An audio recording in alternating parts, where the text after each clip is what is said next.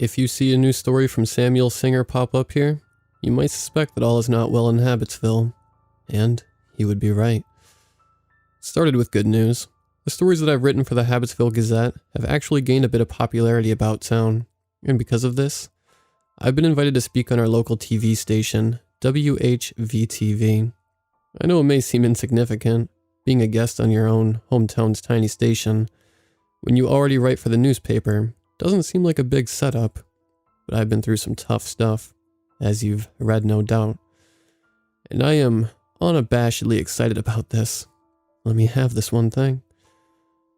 Although it might be a bit vain, I wanted to look good for the big screen, so I got myself a new outfit. Pants, shirt, jacket, even a new pair of shoes, though I wasn't sure they'd actually show my feet on the program. Problem was, not everything fit perfectly.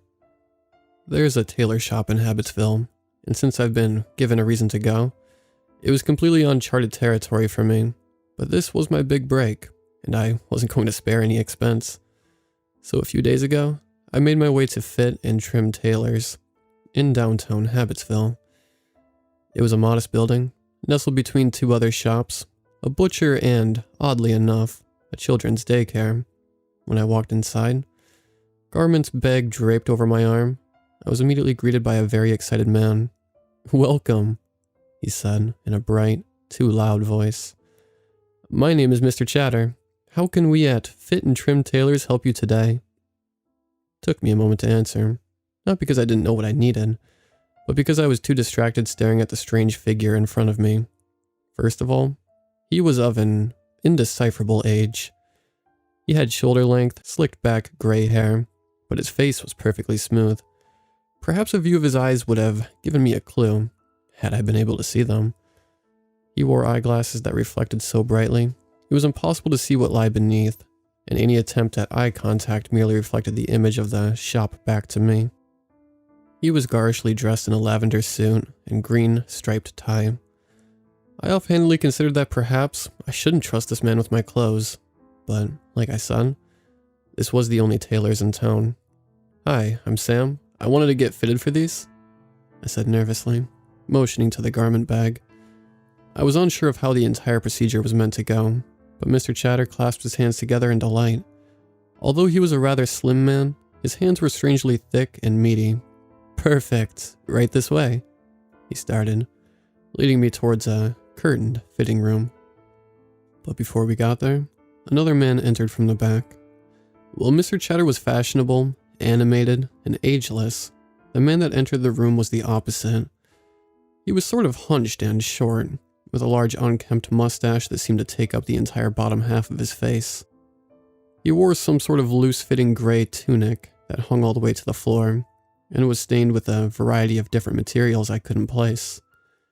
His eyes, like Mr. Chatter's, weren't visible, shielded by small round lens spectacles of the same reflective surface. Pinned to his tunic was a small rectangular name tag, surprisingly shiny, that clearly read the name Nestor. "Ah, yes, Nestor. Take it next door, quick as you can," Mr. Chatter said, before continuing towards the curtained room. But my feet refused to follow him, and it wasn't because I was stricken by Nestor's strange appearance. No, it was what he was holding that gave me pause. It was a large metal bucket, slightly rusted. It looked well used. Inside was a substance that seemed oddly familiar, although I was unable to immediately place it. It was thick and gelatinous, and there was a lot of it. It was a bit translucent, but I could see that its true color when gathered together was a sick yellow. I could tell by the sheen off its surface in the light of the shop that there was moisture to it. It hit the 2/3 mark on the bucket, full enough to make my stomach turn. And then Nestor took it away, towards the front of the shop, and then out the door. I tried to watch where he took it, but before I could, Mr. Chatter had taken my hand and was dragging me towards the fitting room. "Go ahead and change into the garments you've brought, and we'll get started." I stepped inside the enclosed space, but before I drew the curtain, a new shape reappeared. "All right, I'm ready." The curtain drew back, and from the fitting room next to mine, a young man emerged. Unlike myself, he looked like he actually should be on television. He was handsome, with the glowing confidence of someone who was used to having attention turned on him. "Wonderful, Derek. Go ahead and step onto the platform in front of the mirrors." Mr. Chatter watched the young man do as he was told, before turning back to me. "See you soon, Sam," he said, the glass over his eyes glinting along with his teeth. Then he pulled my curtains shut. By this point, I didn't have a great feeling about this place, although it was hard to say exactly why. It was like I was getting bits and pieces of something unsettling, without being able to see it as a whole. And then I pulled back my curtain a bit, just enough to peek out at the events unfolding in the main store, without Derek or Mr. Chatter spying on me. Derek had stepped onto the platform and was admiring himself in the 3 trifold mirrors that stood in front of him. His outfit of choice was far fancier than mine. It was a jet black tuxedo, and as far as I could tell, it fit perfectly. As he flexed for himself, Mr. Chatter circled him, measuring tape in hand. After a few minutes of measuring, Mr. Chatter rolled the tape up and smiled. "I think I see where we can make a few changes. Too tight in the torso, and too long in the leg, yes?" Derek, still admiring himself, nodded. "Yeah, I think you're right. I mean, I look good already. But I just want to look perfect, you know? It's not every day you get married." Mr. Chatter smiled wider. "Absolutely, sir." He set the measuring tape down with his thick hands, but then he did something strange. I expected him to reach for pins, to make the adjustments to the clothes, and then sew them later. But instead, he walked over the cash register. He bent down, reaching his arm back, somewhere I couldn't see behind the desk. "Are you ready, man?" Derek asked, leaning back on the podium to see what the tailor was doing. "Let's get this party started." Then, something strange happened. There was a loud click, like a switch being flipped. In that moment, the 3 mirrors in front of Derek all flashed, one simultaneous bright light. I saw another flash in my peripheral vision, but I couldn't tell what emitted the light. I had to blink a few times after it was done in order for my eyes to readjust. But when they did, I saw an odd sight.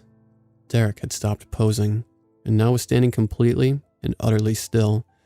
Not as if he was trying to hold still for the work the tailor was going to do. It was as though he was no longer a human being, and instead was a mannequin. There was a sound of a door opening, and through my gap in the curtain, I saw Nestor joining Mr. Chatter in front of the statuesque Derek. "Is the bucket empty?" Mr. Chatter asked, to which Nestor silently slid the metal container over to him. Mr. Chatter made a small tisk of disappointment. "Well, this is no good at all," he said, stepping once again around Derek. "There's just hardly any meat on these bones. Not much to work with." He sighed heavily. "We've got another one in the dressing room. His mirror should have stalled him too." I anxiously turned to look at the mirror against the wall of my dressing room. That must have been the flash in the corner of my eye. But since I was watching Mr. Chatter, I didn't get whatever treatment poor Derek was currently under the spell of. "We better get going," Mr. Chatter said. Then he pulled out a pair of small, delicate scissors. Nestor silently stepped onto the podium with Derek, and he did something odd. He removed the man's jacket, shirt, and pants. The young man didn't so much as blink as the stranger gathered up his tuxedo and carried them over to a clothing rack in the back of the shop. Then, Mr. Chatter stepped onto the podium. He held the scissors aloft, the cold point of the metal pressed against the warm, blooded skin of the being before him. "Nestor, the bucket." The little man scuttled back over, picked up his rusty bucket, and held it up to the tailor. Then, Mr. Chatter began to cut. I saw it again. The substance I had seen when I first arrived, that filled Nestor's bucket up to nearly 2/3 its capacity. And although there was much less than there had been before, and it was mixed with something tougher, stringier, and redder, there it was. Piling up in Nestor's bucket was a collection of human fat. The sick feeling in my stomach gave a sudden lurch, and I feared I was going to get sick and give way to voyeurism. I pushed what rose up back down and willed myself to keep watching. It was strange. Even though Derek had to be amassing huge wounds, there wasn't any blood. It was as though whatever frozen state he was in stopped his blood too. making it impossible to spill. Mr. Chatter didn't stay on Derek's torso for very long, but then again, his shirt and jacket hadn't been that tight. He left bits of skin hanging loose and open, Derek's rib cage and thumping heart exposed like a vivisected frog. In high school biology, Mr. Chatter moved on to the next problem, the legs. "Do you have the samples?" Mr. Chatter asked. Nestor nodded. He set down his bucket and reached somewhere within his cloak. He pulled out what looked like old little red and tan discs. "Are those the 2s or the 2.5s?" Mr. Chatter asked. "Derek needs 2s. Nestor nodded, putting the discs back into the folds of his garment. He brought out his hands again, this time with 2 slightly smaller circles. "Thank you," Mr. Chatter's son. Then he did something so horrible, it's difficult for me to even write. He took his scissors and cut clean through Derek's leg, right below the knee. "A little help?" he said, and with Nestor's help, the two tilted Derek's top half back, creating a small space between his body and his newly severed leg.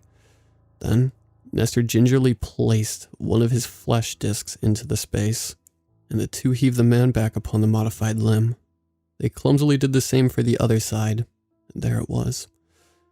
Derek was 2 inches taller. It didn't take long for Mr. Chatter to whip-stitch the young man back together. He had a large sewing needle and a long piece of thread that I heavily suspected was made out of organic materials. Mr. Chatter moved about Derek's body quickly and expertly. Until he became still, he snipped the end of his thread. Mr. Chatter looked at Nestor, who was holding his bucket. "We didn't get much, did we?" Nestor remained silent, but he shook his head solemnly. Mr. Chatter sighed again. "They aren't going to be too happy about that." He looked over Derek for a moment, as though admiring his handiwork. "No matter. You may redress him." I wondered who "they" was, but my main suspect only made me feel sicker. As I watched, Nestor put Derek's tuxedo back on him. I could see it, the way his shirt and jacket fit his body perfectly, and his pants hit right at the heel. The modifications had worked, and there was no way in hell it was happening to me. I counted to 3, and then burst out of my dressing room. I left my garment bag behind and sprinted straight for the door, not daring to steal one more glance for what bits of Derek remained piled in the bucket. Thankfully, I was too fast for them to stop me. I ran all the way across the street, my heart pounding in my throat, until I burst into a little cafe. And yet, I strangely couldn't go home. There was something I was curious about, something that bothered me immensely. I sat at a table near the front window and watched. Only a few minutes after I left, I saw Derek leave the shop, smiling and carrying his tuxedo over his arm. I wondered if he would ever begin to understand what strange things happened to him at fit and trim tailors. I wondered if I ever would. And then I saw it. The small hunched figure of Nestor, emerging from the front door of the shop. In his hand, swinging on its rusty handle, was the bucket full of human fat and flesh. He walked out of the shop and then entered the establishment directly next to the tailor's.